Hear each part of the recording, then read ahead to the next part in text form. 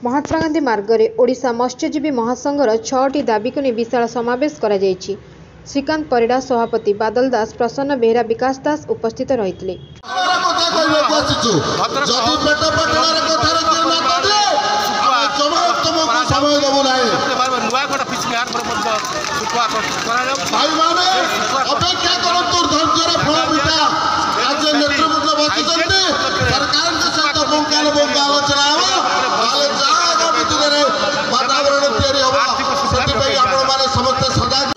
केंद्र सरकार मत्स्यजीवी मानकर समस्या बाबद आम अवगत कराइछु किंतु आज पर्यंत से भाया आखि दृश्या मत्स्यजीवी मानकर समस्या को नहीं किसी समाधान रास्ता खोली ना। तेणु उपकूल ओडिशा रे आज मत्स्यजीवी मान एकत्रित होकर मुख्यतः 6 गोटी समस्या प्रथम है डीजेल उपरे सेल टैक्स छाड़ एवं अन्य 5टी दफा कार्यक्रम नहीं मत्स्यजीवी एकत्रित होती। आशा करूँ सरकार आपको गंभीरतार सह ने विचार करेंगे एवं समस्यार समाधान। Chilika central society board of director Nikhil Odisha Kavita Mahasabha Odisha general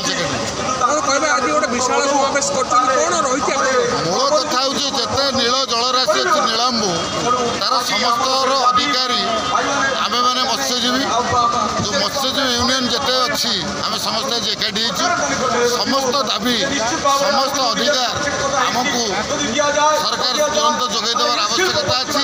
जो विभिन्न फंदा करी भाग भाग कर व्यवस्था कर निवृत्त रही आम मानकर न्याय दाबी आम माननीय राज्य और केंद्र सरकार निवेदन करुचु जेन्युइन डिमांड हक दाबी की पूरण करने आम आपण मान जरिया निवेदन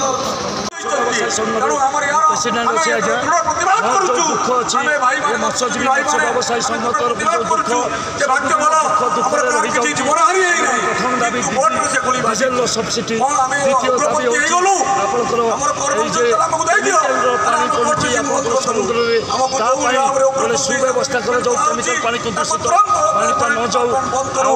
तृतीय दाबी हूँ गहिरमथा सीमार खनिज सुरक्षा जबरदस्त बाहर धरी आणु गहिरमथार धरी आणु आईन नहीं से बोट को धरबार कि जबरदस्ती धरी आणु। तृतीय चतुर्थ दाबी गरीब मत्स्यजीवी बंद करुच्ची बंद रोचे मत्स्यजीवी फैमिली मेन्टेन्स फैमिली चलवाई किसी पैसा दि जाऊ। एवं तृतीय दाबी आम मत्स्यजीवी